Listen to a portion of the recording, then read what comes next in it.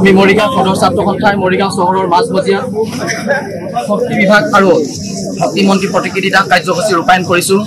এইখন চৰকাৰৰ দিনতে 24 ঘণ্টাৰ কাৰেণ্ট দিম বুলি প্ৰতিশ্ৰুতি দিয়াৰ পিছতো যে 2-3 ঘণ্টাৰ বাহিৰে আজি মৰিগাঁওবাসী ৰাইজে এই উৎকট গৰমতো জিয়াটো ভুগিব লগা হৈছে যে 2-3 ঘণ্টা আজি মৰিগাঁও জিলাত কোনো ধৰণৰ কাৰেণ্ট নাথাকে।